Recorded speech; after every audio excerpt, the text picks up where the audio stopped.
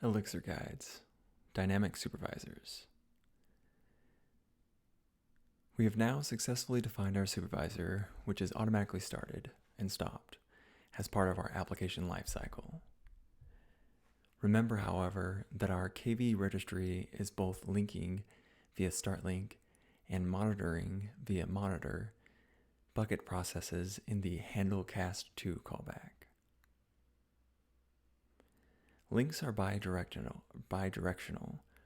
which implies that a crash in a bucket will crash the registry. Although we now have the supervisor, which guarantees the registry will be back up and running, crashing the registry still means we lose all data associating bucket names to their respective processes. In other words, we want the registry to keep on running even if a bucket crashes. Let's write a new registry test.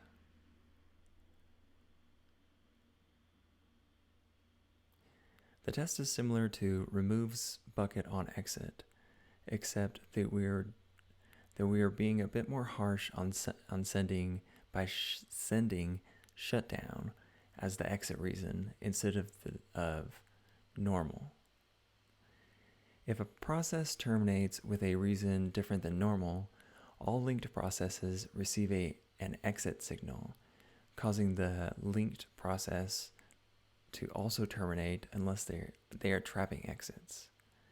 Since the bucket terminated, the registry went away with it, and our test fails when trying to genserver.call3it.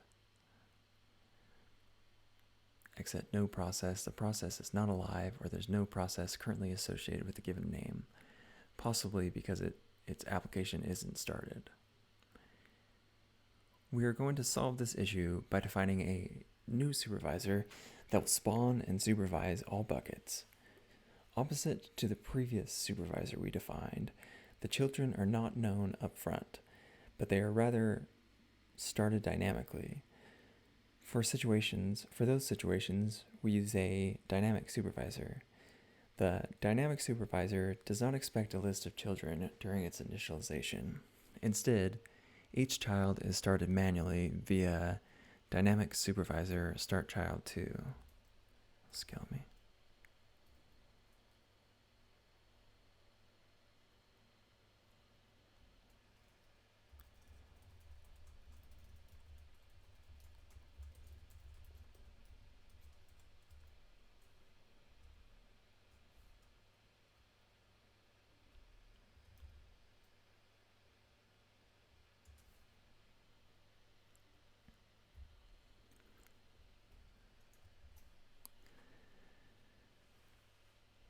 The bucket supervisor. Let's define a dynamic supervisor and give it a name of KV bucket supervisor. Replace the init function in lib kvsupervisor.ex as follows. Def init, then a couple tuples for children, named. Note that this time we didn't have to define a separate module that invokes use dynamic supervisor. Instead, we directly started it in our supervision tree. This is straightforward to do with the dynamic supervisor because it doesn't require any child to be given during initialization. Run IEX mix so that we can give our dynamic supervisor a try.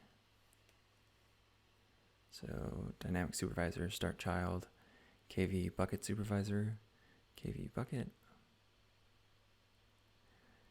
Dynamic supervisor start child 2 expects the name of the supervisor and the child specification of the child to be started. The last step is to change the registry to use the dynamic supervisor.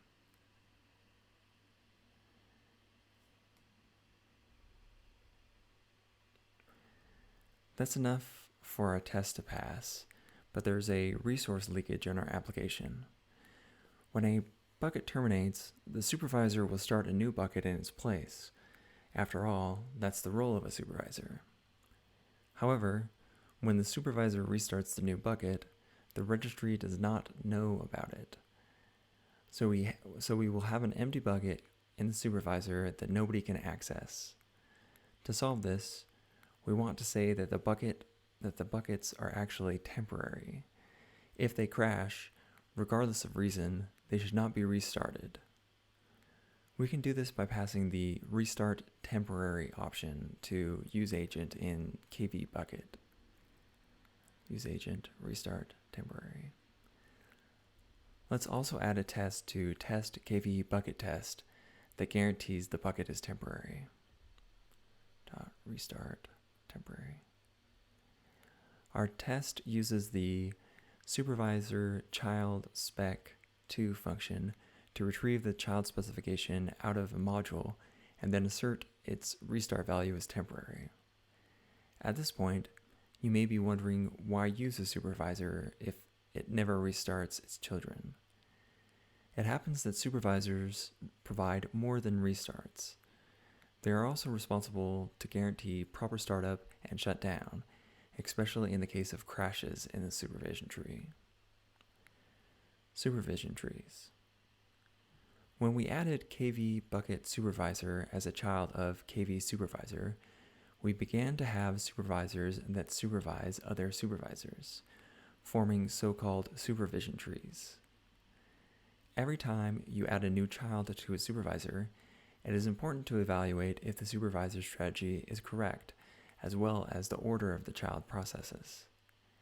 In this case, we are using 1 for 1, and the KV registry is started before the KV bucket supervisor. One flaw that shows up right away is the ordering issue. Since KV registry invokes KV bucket supervisor, then the KV bucket supervisor must be started before KV registry. Otherwise, it may happen that the registry attempts to reach the bucket supervisor before it has started. The second flaw is related to the supervision strategy. If KV registry dies, all information linking KV bucket names to bucket processes is lost. Therefore, the KV bucket supervisor and all children must terminate too. Otherwise, we will have orphan processes. In light of this observation, we should consider moving to another supervision strategy. The two other candidates are 1 for all and rest for one. A supervisor using the rest for one will kill and restart children processes which were started after the crashed child. In this case, we would want KV bucket supervisor to terminate if KV registry terminates. This would require the bucket supervisor to be placed after the registry, which violates the ordering constraints we have established 2 paragraphs above. So our last option is to go all in and pick the 1 for all strategy. The supervisor will kill and restart all of its children processes whenever any one of them dies. This is a completely reasonable approach for our application, since the registry can't work without the bucket supervisor, and the bucket supervisor should terminate without the registry. Let's re-implement init1 in KV supervisor to encode those properties. So now we have a 1 for 1 strategy in the dynamic supervisor, or the bucket supervisor. Shared state in tests. So far, we have been starting 1 registry per test to ensure they're isolated. Since we have now changed our registry to use KV bucket supervisor, which is registered globally, our tests are now relying on this shared supervisor, even though each test has its own registry. The question is, should we? It depends. It is okay to rely on shared state as long as we depend only on a non-shared partition of this state. Although multiple registries may start buckets on the shared bucket supervisor, those buckets and registries are isolated from each other. We would only run into concurrency issues if we used a function like supervisor count children, KV bucket supervisor, which would count all buckets from all registries, potentially giving different results when tests run concurrently.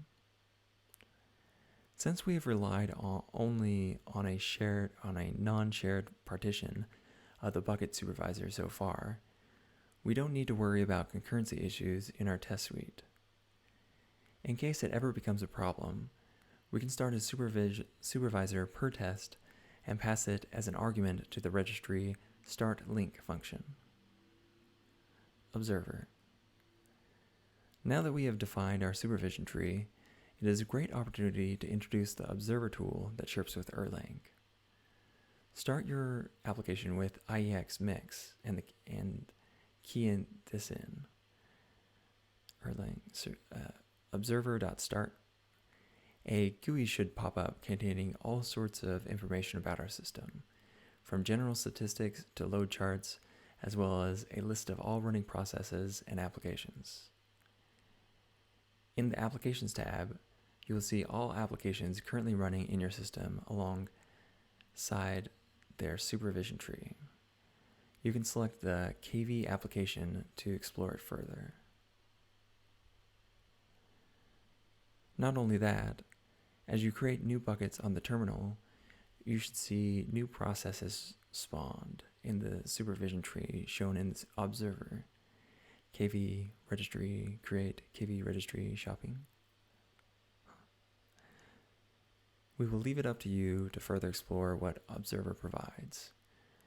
Note you can double-click any process in the supervision tree to retrieve more information about it, as well as right-click a process to send a kill signal, a perfect way to emulate failures and see if your supervisor reacts as expected. At the end of the day, tools like Observer is one of the reasons you want to always start processes inside supervision trees, even if they are temporary, to ensure they are always reachable and introspectable. Now that our buckets are properly linked and supervised, let's see how we can speed things up.